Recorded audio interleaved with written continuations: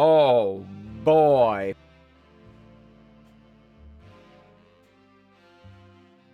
Welcome in, everybody. I am glad you are here, and I am glad to be here. Today, we are playing Dragons.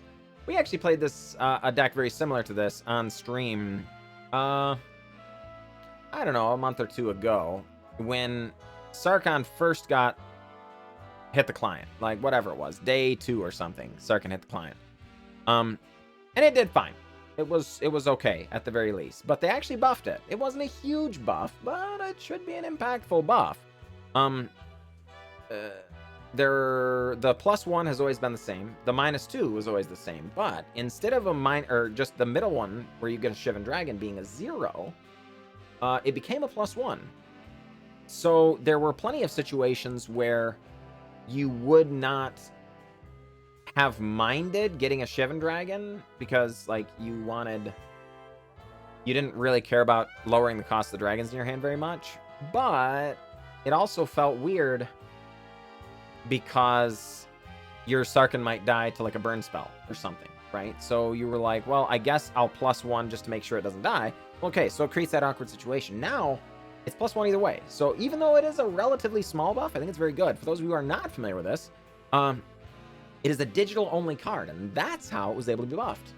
Wizards normally, or doesn't ever buff paper cards, or has not ever in the past.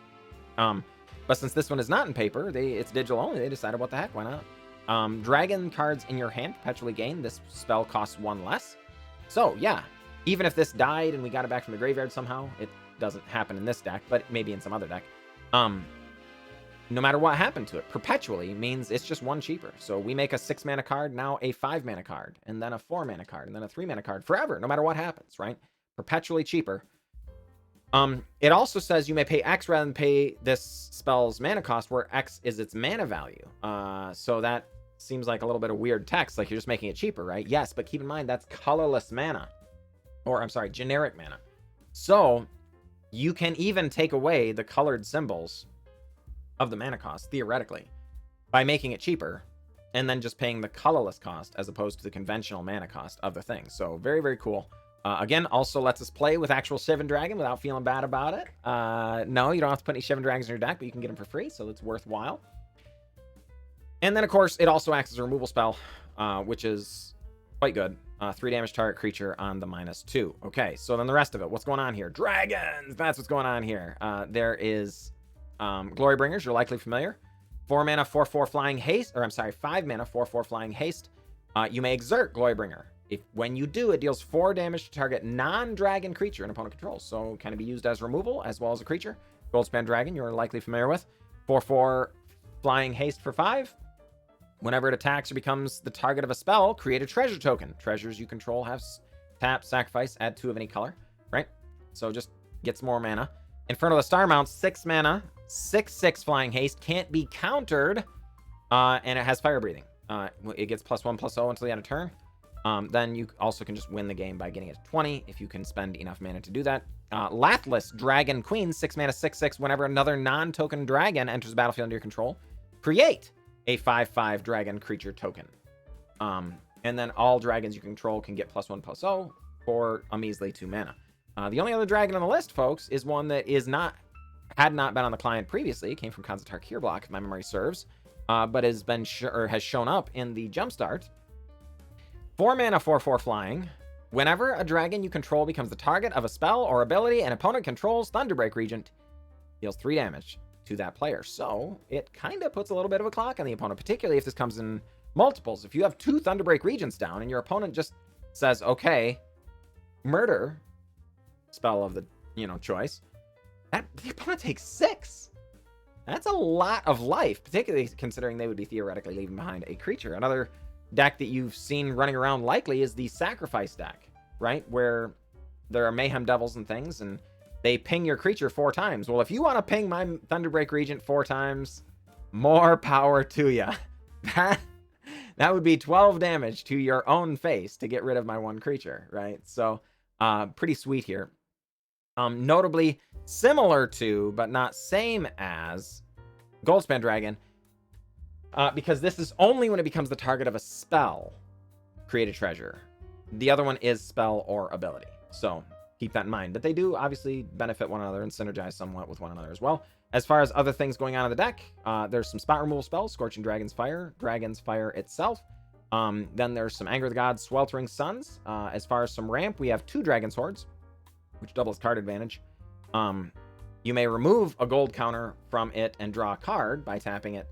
You get gold counters just by casting dragons, right? And you can add one of any color. Orb of Dragonkind is basically a ramp spell, but only for dragons or activating spell or abilities of dragons. But you can also sacrifice it, look through the top 7, and reveal a dragon from among them, put it to your hands. So it's kind of filling the role of, let's say, Mind Stone or something in this deck. We'll see if we like it. Other than that, just some lands. A couple of Den of the Bugbears, since we're going late. Field of Ruins for obvious, problematic lands. And then Bonders Enclave. 3 mana, draw a card, activate only if you control a creature power 4 or greater. And of course, we have all of these dragons, and all of them are power 4 or greater. So, without further ado, 2 land around the play. Is Magic going to keep us from playing the game today? Maybe. We'll see if the shuffler is against us or for us. We have plenty of lands in the deck, right? But we need to draw a land. We must have it. The Orb of Dragonkind's kind of ramp us into other dragons, but not... Oh, thank heavens. Okay. But they don't do any casting of Sweltering Suns and such, right? Alright, well, do you have a counter spell? Soul Black? Omen of the Sea. Coming down, opponent going to do 2 scries and a draw. One of them goes top, the other goes bottom. Thunderbreak Regent enters. Remember, folks, this does punish them if they try and target it.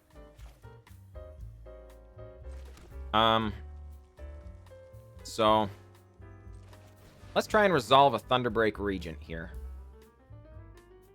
This is much more likely to get counterspelled. There's a whole mess of double blue 3 mana counters, right? If it resolves, then targeting these to bounce them and stuff puts our opponent in a really, really difficult spot. But I sincerely, if their plan is bounce the Thunderbreak Regent, I sincerely doubt they were going to take 4, right? So now, if their plan is bounce Thunderbreak Regent, now they take 6, which is going to be, a relatively serious amount of damage. Which is why, of course, we cast it pre-combat. They would have had to bounce in advance or something. All right, Omen of the Sea. Scry to draw a card. Opponent goes top. That is terrifying. All right, opponent drops to 16 points of life. 3 men on the battlefield. Temple of Mystery comes in. Scries. Top. Again. Of course. It's green and blue, folks. I don't know if we want to commit more to the board, but I also don't know if we're scared to commit more to the board either, because it's green and blue. What are they going to do? They're green board sweepers sort of thing, All right, you know what? Glorybringer. Come on down. Opponent. Fog? It is. It's a root snare. Okay. That was kind of what we were thinking. If they, unless they're just going to roll over and die here, they've got to do something. So a fog makes sense. They're protecting their planeswalkers. All right. Probably going to try and take all the turns is going to be my guess. Narset goes down, finds another Omen of the Sea. Sure. Combat. Yep. All right. Another Fog, almost certainly. The question is, do we Sarkhan or do we Dragon's Fire here? They don't Fog. I mean, that makes it easy to Sarkhan. On an Omen of the Seas in response. Scries 2, draws a card. One goes top, one goes bottom. Had to be a Fog, folks. Had to be.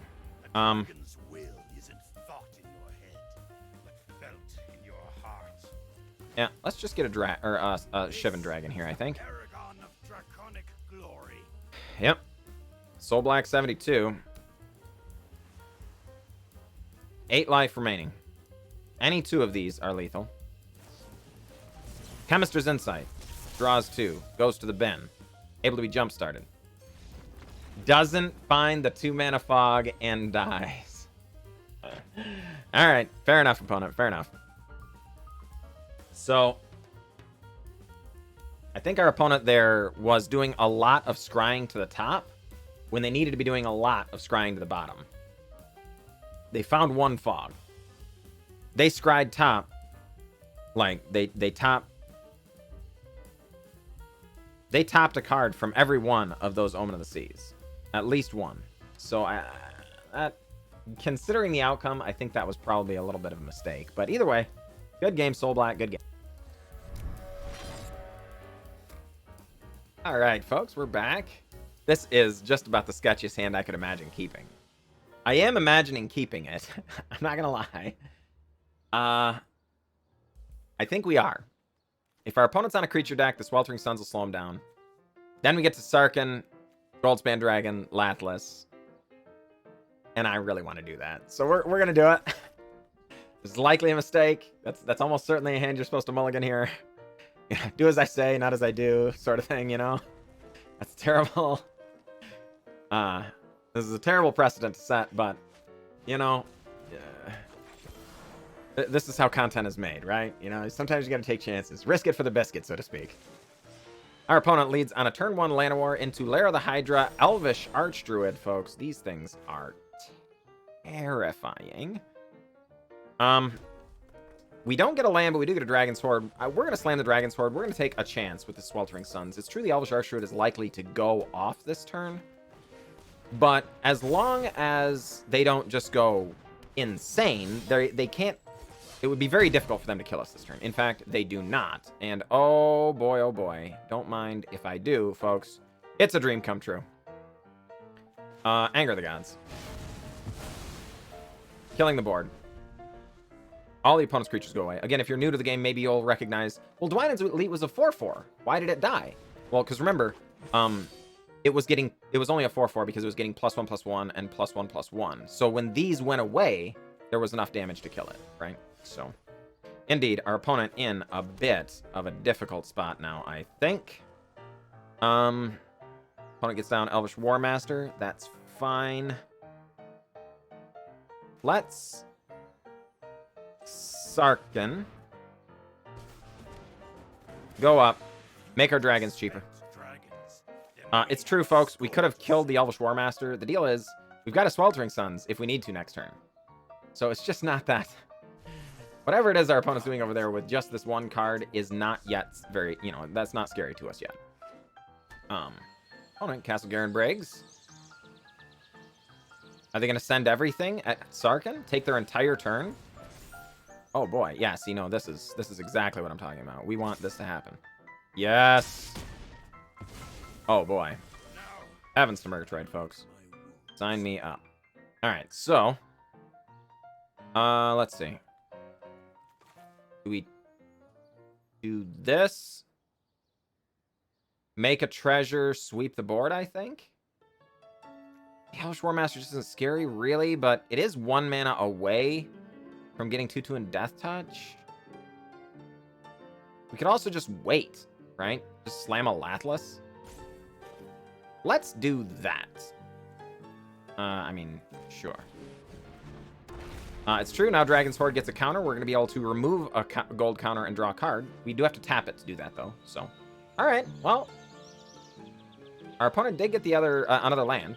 So now the Elvish Warmaster can get in if they want. Well, our opponent's electing not to do that.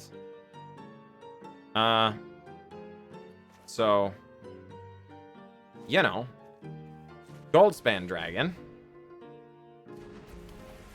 Come on down, get a gold counter. Get a 5/5, get a gold counter. Combat. 10. Make a treasure. Yep. Now, There is a strong case to be made for just sweeping the board. But I don't want to live that life. I'm just going to get another Sarkhan down.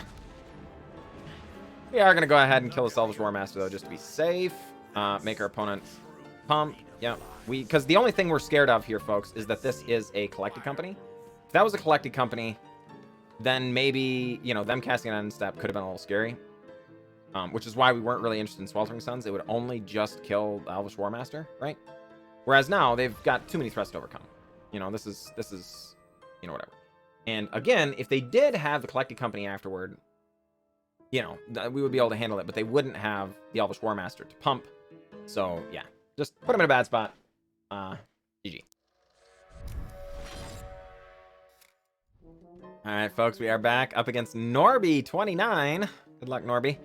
Yeah, we're gonna hang on to the sand. We only have one dragon, which is not, you know, ideal in a dragon deck, but we have interaction, we have ramp to get there, so, you know. I think it's fine. Norby now has to decide if they want to keep. All right.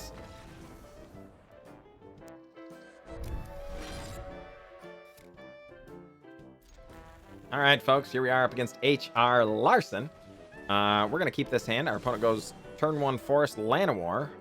We are going to go a Mountain Go. We're hanging on to a Dragonfire, Orb of the Dragonkind, Anger of the Gods, and Sarkhan. We draw an Inferno of the Star Mounts, which is kind of a little ways out yet, but certainly a thing that we want to have show up. Well, yeah, I guess I would like to Orb of the Dragonkind here, but we shouldn't. We've really got to hang on to Dragon's Fire and be prepared to use it. There's a case we made that we were supposed to Dragon's Fire on our turn, but aha, yes, indeed, that is the card we were worried about, folks. Our opponent now going to Collected Company is my guess. Aha, well. Alright. This is the thing. There we go, pushing the wrong buttons. We're going to kill that. Our opponent trying to get greedy here. I think they were trying to get into a Collected Company.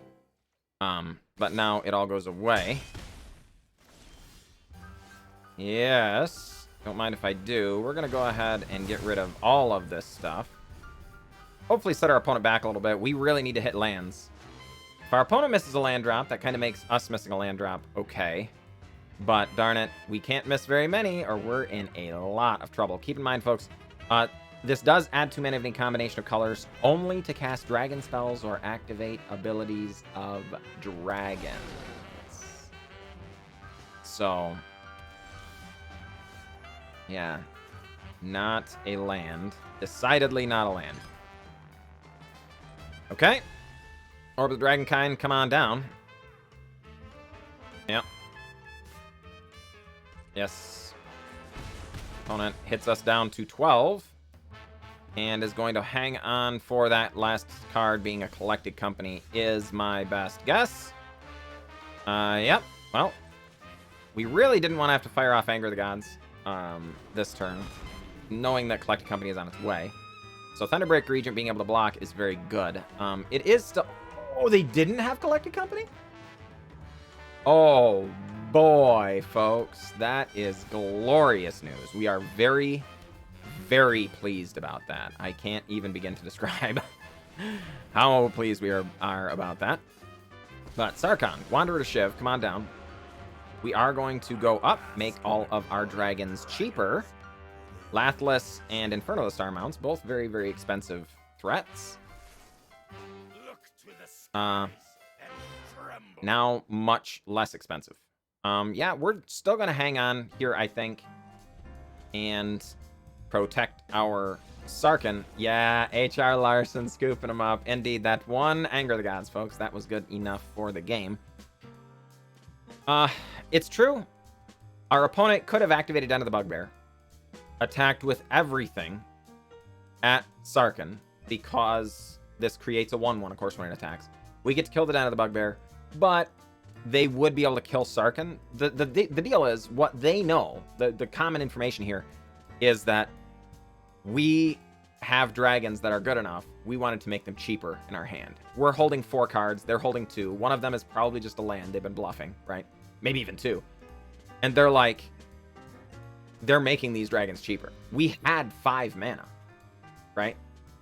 So our opponent just knew, you know, this is it. This is it. So a good scoop, I think, in our opponent, or for our opponent. All right, folks, we are back. We are back, and I am so glad to be here. Geez, that was a lot of fun to play. The deck did pretty well. We won several. We lost a couple as well. 2 very, very close ones. The one was against Mono Red, and they were just full-on racing us. Got down to, we had lethal on board, and they killed us that turn with a lucky burn spell off the top. Ugh. But, you know, again, if we had been on the play, boom, that would have been a win as well. Obviously, that's not the way it happened. So we're not counting it. I'm just saying it was very close. And then there was another one against the a sacrifice deck that we ended up losing by just the very hairs on the end of our nose or whatever, because they got a Mayhem Devil off the top. So very, very close ones, though. Very, very good games. I just had a blast. I love dragons anyway. I think it's a lot of fun to play. So as far as if you've already got some Sweltering Suns and Anger the Gods and stuff, man, I would absolutely recommend playing around with some dragons here in Historic. As far as some things I might change for this list specifically, the Orb of Dragonkind's kind of punished us a little bit several different times by not being able to tap for mana for our sweepers. So it's possible these are just better off as something else. Maybe just more spot removals, so we don't need to these as bad. Maybe go like 2 Orb of the Dragonkind, 2 Dragon's Hoard, and then maybe just the full 4 Scorching Dragonfire. You know, maybe just, you know, Mind Stone or something. Admittedly, the Mind Stone wouldn't tap for colored mana for the Anger of the Gods and Sweltering Suns. So if you did go the Mind Stone route, I think we would probably cut one of each of the Field of Ruin and Bonders Enclave just to have more colored sources, so that we were less likely to run into a situation where we, you know, didn't have the appropriate color mana. That said, on the whole, like I say, it did perform really well. I wouldn't have a problem running it right back the way it is, and in fact, we might do that on stream someday because I had a great time. I will look forward to seeing you all again soon. Thank you very much. I will catch you next time.